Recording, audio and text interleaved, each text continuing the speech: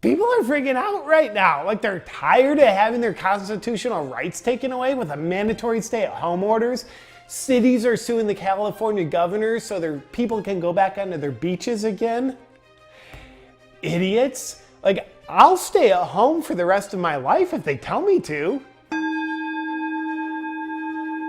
Who knows how to make the best choices for my health and my life? Definitely not me. So I'm more than happy to put my blind trust in power-hungry politicians and definitely uncorrupt groups like the World Health Organization. I think they know what's best for me because, like, they know me better than I know me. The last thing you want is people to have the freedom to make their own choices and then experience the consequences of their choices.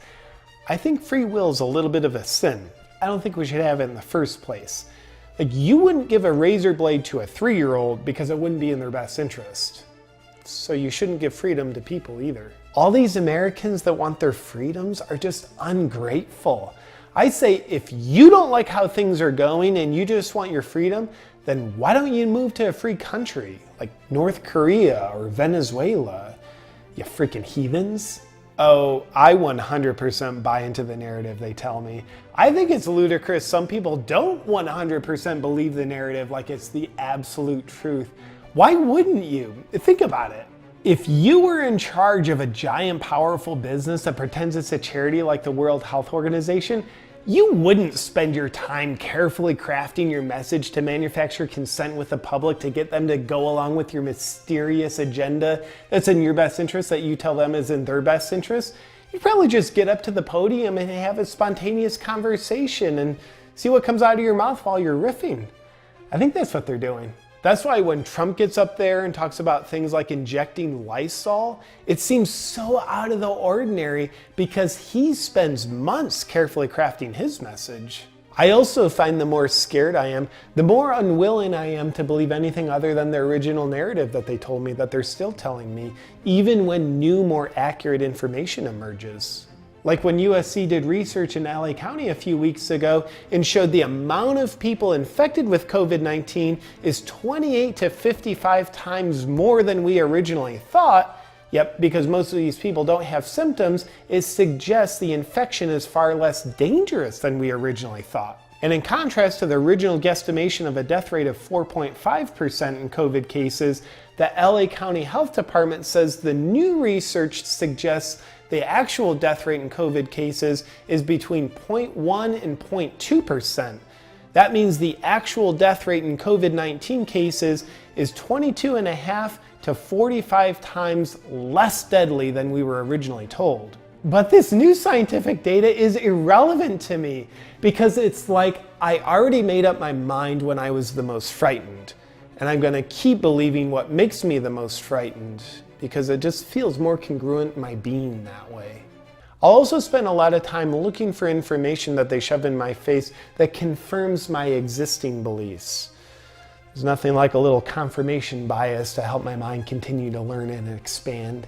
I'm also really good at believing the COVID death count, as anyone who is diagnosed with COVID-19 and then dies, irregardless of what they die from, pre-existing condition or otherwise, their death is labeled a COVID death. Makes sense to me. Instead of letting the doctor who is treating the patient use their medical education to determine the cause of death, I think the mandate to label it a COVID death is more accurate. And it helps the COVID death count get higher than it is. And the higher it is, the more scared I am. And the more scared I am, the more obedient I am. Yes, I would like a mandatory vaccine. I'm scared enough that I think more things should be mandatory. Sometimes the best medicine is like the best sex, non-consensual. They work on the same premise. But I'll tell you this, those vaccines better be brought to market without long-term human trials. And I think it will be. It's better that way because the long-term trials that prove a vaccine's safety and effectiveness are pretty arrogant. It's just like, hey, let's spend years rubbing it in your face how great this thing is. I say it's better to just be humble and forgo that bragging period. It's pretty well proven that being proactive and taking care of your health won't keep you healthy. Our only hope is in the pharmaceutical companies protecting us. They have a very good track record of never harming anyone, so I sleep pretty good at night. I'm also kind of asleep right now. And yes, I would like to be microchipped, as long as they tell me it's for my own good. And I apologize if I'm being a little too greedy here, but I'd like 2 microchips, please, just to keep me extra safe. Or maybe we should just do a baby step and use mandatory tracking apps on our phone first to keep us safe, and then go to the microchips. I think that's probably the way to go. I'll tell you who I trust more than God, Bill Gates, because he's got more money than God. Money can't buy happiness, but it can definitely buy my trust. I accurately look at Bill Gates as a medical authority when it comes to vaccines and being undiseased, because he's a software engineer, not a doctor. He doesn't have a medical degree or any other degree for that matter, which means he's not part of the corrupt medical system because he doesn't have any medical training, which means he knows more about medicine than medical professionals. Like when my child's sick, I don't take him to a doctor. I take him to the Apple store to have a computer engineer take a look at him. I'm not an idiot. Bill not only has my trust because he wears sweaters over collared shirts, but also because of how he found the path of altruism that he's on. Think about his journey. In 1999, he was sued by the federal government and found guilty of breaking antitrust laws because he created a monopoly with Microsoft, presumably because he's so power hungry for control and domination. Then the very next year in 2000, he founded the Bill and Melinda Gates Foundation, which now controls the World Health Organization, which is spearheading the charge to narrate to us what's going on with the coronavirus and the race to find a vaccine to cure it. He miraculously switched from being such a power-hungry Microsoft overlord breaking laws to the extent that the US government had to sue him, to just 1 year later with the Bill and Melinda Gates Foundation being such a shining example of altruism that he selflessly cared so much that he made it his mission to rid the world of disease with vaccines. Sounds like he found Jesus to me. There's no other explanation.